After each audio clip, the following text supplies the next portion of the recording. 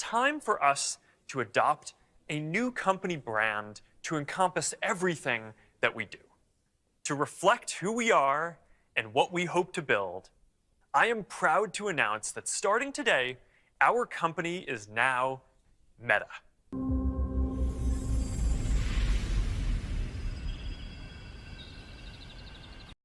waxaa kaa xiga keliya inaad xidhato muraayad iyo earphone si aad u dhex gasho duni mala awaal iyo khiyaali ku salaysan adiga oo ku sugan gurigaaga. waa duni 3D ah oo aad samaysan karto wax kasta oo aad jeclaan lahayd iyagoo ah physical.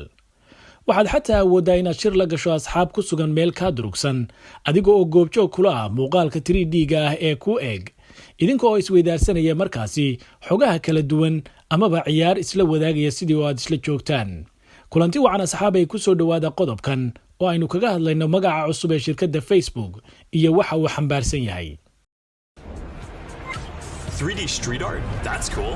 Send that link over so we can all look at it. This is stunning. waa horumar tiknoolajiyadeed oo internetku gaadhay taasi oo sii xoojinaysa suuragalnimada duni casri ah. haddii aynu dhanka kale ka eegnana waa khatar cusub oo ku soo fool leh aadamaha kana sii daran dhibaatada ay dadku ka tirsanayaan baraha bulshada ee aynu hadda isticmaalno. waa muraayad xidho oo dhexgal duni been ah oo mala awaal ah. waxaad xataa awooddaa inaad samaysato macallin kaa caawiya tababarka nooc kasta oo sportis oo aad jeceshahay adiga oo ku sugan qolkaaga fadhiga. muddooyinkii ugu dambeeyey mulkiilaha Facebook iyo shirkadiisuba waxay wajahayeen masiibadii ugu adkayd iyo subcad xumadii ugu weyneyd abid kadib ciladii ku timid oo uu mar keliya khadka kaga baxay Facebook iyo fadeexadii ay faafisay France Haugen oo ka mid ahayd udubdhaxaadka shirkadda Facebook oo markii dambe iskaga tagtay. waxay sheegtay in Facebook ay wax walba ka horumariyaan sidii ay dhaqaale u heli lahaayeen. hadalkaasi oo hoosu dhac weyn ku sababay sumcaddii Facebook isla mar ahaantaasina ah ku keenay hoosu dhac dhaqaale oo baaxad leh. waxaanay su'aal ka timid sida mustaqbalka loogu sii kalsoonaan karo shirkadda Facebook iyo shirkadaha kale ee hoos yimaada sida WhatsApp iyo Instagram. qiimo dhaca ku yimid magaca aasaasaha Facebook Mark Zuckerberg iyo shirkadiisuba waxay wejigabax ku noqotay sii jiritaanka mustaqbal ee shirkadiisa. arrintaasi oo markii dambena uu ku fikiray inuu la yimaado xal badbaadin kara shirkadda Facebook. 28 bishii Oktoobar ee sanadkan 2021 waxaa mulkiilaha shirkadda Facebook uu ku dhawaaqay magaca cusub ee shirkadiisa Facebook oo hadda huwanaan doonta magaca Meta amaba Meta. tallaabadaasi oo qayb ka ah isbeddel weyn oo lagu samaynayo shirkaddan. dabcan Facebook, Instagram iyo WhatsApp sidooda ayay u sii jiri doonaan laakiinse waxay hoos iman doonaan tiknoolajiyadan cusub ee Meta. sidan si lamid ah sanadkii 2015 waxaa magaca laga bedelay shirkadda Google oo loo bixiyey Alphabet. hase yeeshee magacaasi cusub ma noqon mid meeshiisa laga soo qaado ilaa iyo haatanna lamaba yaqaano. kelmaddan Meta waxay ka timid qayb ka mid ah kelmadda Greek ah ee Metaverse oo macnaheedu uu noqonayo waxa adduunka ka dambeeya. Meta gadaal ama haddii si kale aynu u dhigno wax qarsoon.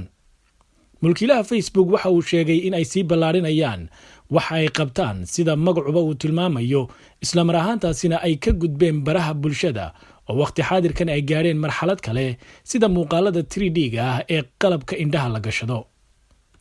Mark Zuckerberg waxa uu aaminsan yahay in Metaverse ay tahay qaybta xigta ee internetka adduunyada u rogay sidii qol yar oo cid walba ay iska arki karto. Connecting with people.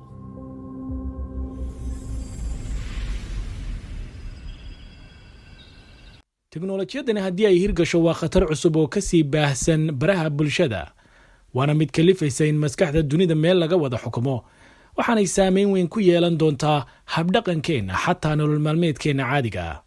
waxay suuragal ka dhigaysaa in gurigaaga macmalka ah ee kaaga dhex muuqda muraayadda aad ku casuumi karto asxaabtaada idinkoo dhammaantiin ah sidii robots ama 3D idinka idin shabaha, iyada oo geesta kalena sii xoojinaysa cajsiga nafsiga ah oo ugu dambaynna saameyn weyn ku yeelan doonta shaqooyinkeenna.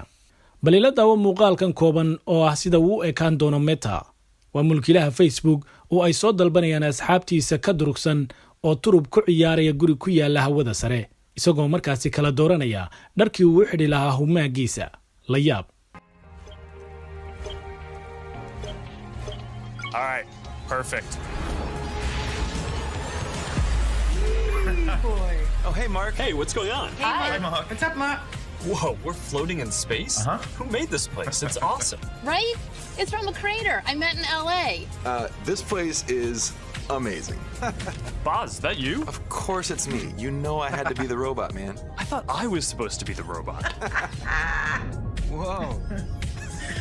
I knew you were bluffing. Hey, wait. Where is Naomi? maxay kula tahay adiga haddii mid tahay hirgasho sidee ayay u ekaan doontaa adduunyadu kommentiga ku soo qor haddii fideogan aad ka hesheen like siina sheer garee hana ilaawin in aad subscribe garayso channelka si aad ula socoto muuqaalo kale oo xiiso badan 3D street art? That's cool. Send that link over so we can all look at it.